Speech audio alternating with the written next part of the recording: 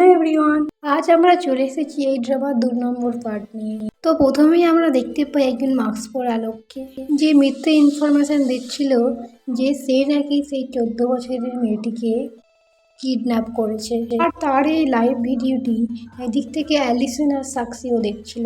তারা দুজনেই কনফিউজ ছিল, কারণ সাক্সির কিডন্যাপার তো অ্যালিসন, তাহলে ওই দিক থেকে কে লাইভ ভিডিও বানিয়ে তাদের সবাইকে বোকা বানাচ্ছে।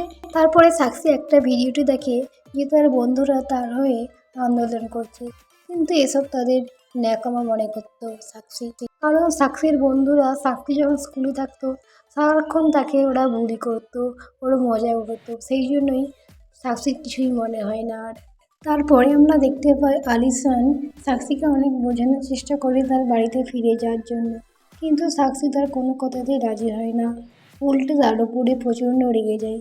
তখন অ্যালিসন সাক্সিকে হাসানোর চেষ্টা করে, কারণ তার আগে সে কখনো তাকে রেগে যেতে দেখেনি। আর এইদিকে পুলিশ অফিসাররা কিছুতে সেই মুখোশওয়ালা ভিডিওর লোকেশন ট্র্যাক করতে পারছিল না, কারণ মুখোশওয়ালা ভিডিওটা তার লাইভ শেষ করে সঙ্গে সঙ্গে তার ভিডিও ডিলিট করে দিয়েছিল। তারা সবাই আলোচনা করতে থাকে আর বলে সাক্সির মাকে দেখে মনে হয় না সে আদেও তার মেয়েকে ফেরত চাই। আর ওইদিকে সাক্সি সেই লাইভ ভিডিওটা দেখে অনেক টেনশানে ছিল। তখন অ্যালিসন তাকে এসে হাক করে আর বোঝায় যে ওটা কেউ মজা করার জন্যই বানিয়েছে, সিরিয়াস নেও না। তারপরে তারা দুজন খাবার জন্য রান্না করছিল, তখনও সাক্সি ভালোই চিন্তিত ছিল। তখন অ্যালিসন তাকে কনসোল করার জন্য তাকে হাক করে। আর এইদিকে সাক্সির টিচার সাক্সির বাড়িতে পৌঁছে যায়। সেই টিচার ইনডাইরেক্টলি সাক্সির মাকে ব্ল্যাকমেইল করতে এসেছিল। তারপরে আমরা দেখতে পাই সাক্সি আর অ্যালিসন যখন বসেছিল, সাক্সি তখনও সেই ভিডিওটা দেখে কিছু ভাবছিল। সাক্সি কোনো মতে বুঝতে পারে এই মুখোশের পেছনের লোকটা হচ্ছে যে তার টিচার, এবং তাকে ইনডাইরেক্টলি তাদের স্কুলে স্টোররুমে আসতে বলছিল, এবং ওই ভিডিওটির মধ্যে যেন তার টিচার তাকে যেন থ্রেট করছিল। তারপরে আমাদের পাস্টের কিছু সিন দেখানো হয়, যেখানে সাক্সির রেজাল্টের দিন সাক্সির টিচার রেখে সাক্সিকে একটি স্টোররুমের মধ্যে তাকে আসতে বলেছিল। তার কথা শুনে সাক্সি যখন স্টোররুমে এসেছিল তখন টিচার তার সাথে খারাপ ব্যবহার করেছিল, সেইগুলো সাক্সি সেখানে বসে বসে ভাবছিল। সে ভিডিওটা দেখে সে ভাবে যে তার টিচারের সাথে সে স্টোররুমে দেখা করতে যাবে, কিন্তু সে এই কথাটা অ্যালিসনকে বলে না। তারপরে অ্যালিসন আর সাক্সি পিঙ্কি প্রমিস করে যাতে তারা সারা জীবন একসাথে থাকে। তারপরে অ্যালিসন যখন বাড়ি যাচ্ছিল সে তখন সাক্সির দিকে দেখছিল আর ভাবছিল সে দিয়ে আবার মরার চেষ্টা করে। অ্যালিসন ভাবছিল তার জন্য এইসব হয়েছে। তারপরে অ্যালিসন সাক্সিকে দেখে খাবার কেনার জন্য বাইরে বেরিয়ে পড়ে।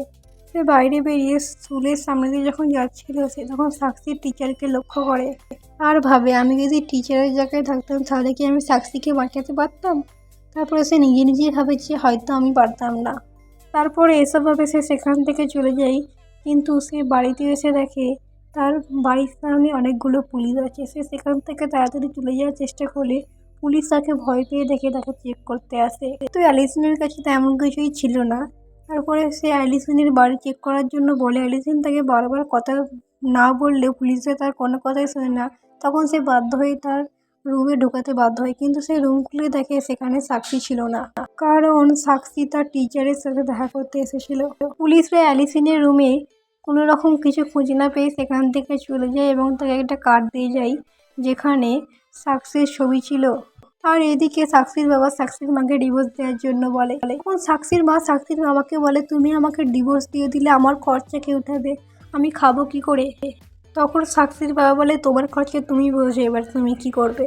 তারপরে তার বাবা সেখান থেকে চলে যায়। এদিকে সেই দুটো পুলিশ অফিসার আলোচনা করছিল যে সাক্সির মা তাকে মিথ্যা কথা বলছে, কারণ সাক্সির মা বলেছিল যে সাক্সি যেদিন স্কুল গেছিল সেই স্কুল থেকে আর ফেরত আসেনি, কিন্তু এটা মিথ্যে কথা। সে যদি ফেরত নাই আসতো তাহলে তার সব বুক কেন তার টেবিলে থাকতো। তারা যখন এসেছিল তখন দেখছিল সাক্সির মা তাদের প্রতিবেশীর সাথে ভালোই হেসে হেসে কথা বলছিল, সে কোনো রকমই চিন্তিত ছিল না। সেই দুটো পুলিশ এসব ভেবে ভেবে বাড়ি যাচ্ছিল। আর এইদিকে অ্যালিসন সাক্সিকে খুঁজে না পেয়ে তার সিসিটিভি ক্যামেরা চেক করছিল। সে তখন দেখে যে সাক্সি একটি ছুরি নিয়ে সেখান থেকে বেরিয়ে গেছিল। অ্যালিসন ভাবতে থাকে যে সাক্সি কোথায় যেতে পারে। এইদিকে সাক্সি টিচারের কাছে প্রায় সেই ছুরি নিয়ে পৌঁছে গিয়েছিল। সাক্সি স্টোররুমে এসে অপেক্ষা করছিল, সেই সময় টিচার সেখানে আসে এবং তার সাথে নোংরামো করার চেষ্টা করছিল। সাক্ষী টিচারকে ওই ফেক ভিডিওটা ডিলিট করার জন্য বলে। সাক্ষীর টিচার সাক্ষীকে বলে, তুমি এই খারাপ জীবন থেকে মুক্ত পাওয়ার জন্য কিডন্যাপারের সাথে থাকা ঠিক করলে আমাকে বাদ দিয়ে কেন? তার সাথে এটাও বলে, আমি তোমার সব কথা মানবো, তুমি শুধু আমার সাথে থাকবে বলো। তো সাক্ষী না করলে টিচার তাকে জোর করে। সাক্ষী চাইছিল না যে অ্যালিসনের কোনো ক্ষতি হোক, এই কারণেই সে টিচারের সাথে দেখা করতে এসেছিল। কিন্তু টিচার তার কথায় রাজি না হয়ে তার সাথে জোরজবরদস্তি করার চেষ্টা করে। তখন সাক্ষী তাকে ছুরি দেখালে টিচারের তার উপর কোনো আসর হয় না। আর এইদিকে অ্যালিসন বুঝতে পারে যে সাক্ষী সেই ভিডিওটা দেখার পর থেকে সকাল থেকেই চিন্তিত ছিল।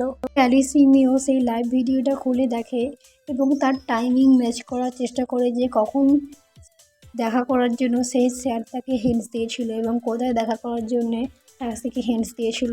অ্যালিসিন দুদিকে টাইম মিলিয়ে বুঝতে পারে যে সাক্ষী সেই স্টোর রুমে গেছে। সেও তখন সাক্ষীকে বাঁচানোর জন্য বেরিয়ে পড়ে।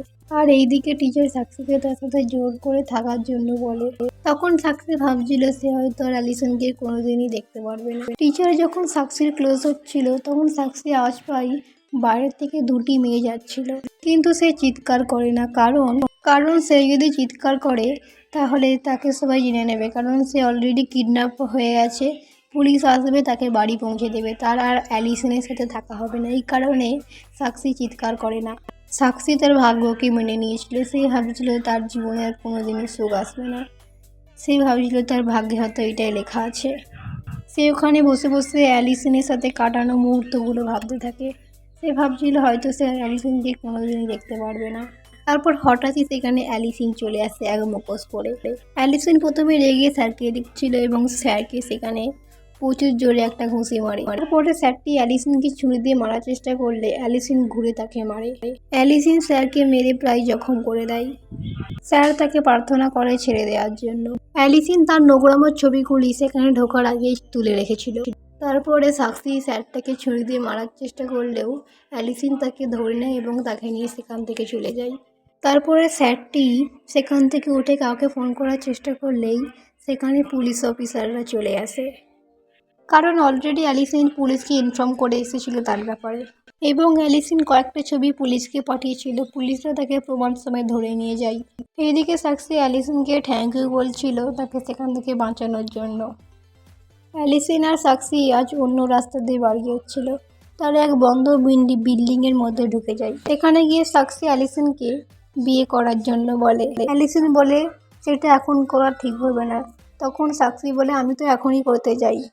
সাক্ষী অ্যালিসনকে বলে আমি যখন টিচারের সাথে দেখা করতে যাচ্ছিলাম তখন ভাবছিলাম যে হয়তো তোমাকে আমি আর কোনোদিনই দেখতে পাবো না, তাই জন্য আমি সেখান থেকে অনেক ছবি নিয়ে গেছিলাম, যাতে সেই ছবিগুলি আমার সাথে থাকলে মনে হয় যে আমার অ্যালিসন আমাকে সারাক্ষণ দেখছে। এটা বলে সাক্ষী সেই ছবিগুলি উড়িয়ে দেয়। এখন অ্যালিসন বলে এই ছবিগুলি তোমাকে না বলে নেওয়া হয়েছে, কিন্তু এসব কথায় সাক্ষীর কোনোই যায় আসতো না, কারণ সে শুধু অ্যালিসনকে বিয়ে করতে যায়। সাক্ষী অ্যালিসনকে বলে আমি জানি তুমি আমার কোনোদিনই ক্ষতি করতে পারো না, তুমি আমাকে কিডন্যাপ করতে চাওনি, তুমি তো আমাকে পছন্দ করতে দেয় না, তুমি আমাকে নিয়ে এসেছো। তখন অ্যালিসন বলে না, আমি তোমাকে সত্যিই কিডন্যাপ করতে গিয়েছিলাম। তখন সাক্ষী তার কথা বিশ্বাস করে না। অ্যালিসন বলে তোমাকে আমি অনেকদিন আগে থেকে ফলো করছিলাম, তো ওই কিডন্যাপ করার ভাবনা আমার আগে থেকেই ছিল। তার কোনো কথাই সাক্ষী বিশ্বাস করে না। সে বলে তুমি যদি সত্যি আমাকে কিডন্যাপ করতে চাইতে তাহলে তুমি আমাকে নিজের জীবনকে খতরায় ফেলে আমাকে বাঁচাতে আসতে না। এটাই ছিল পার্ট 2।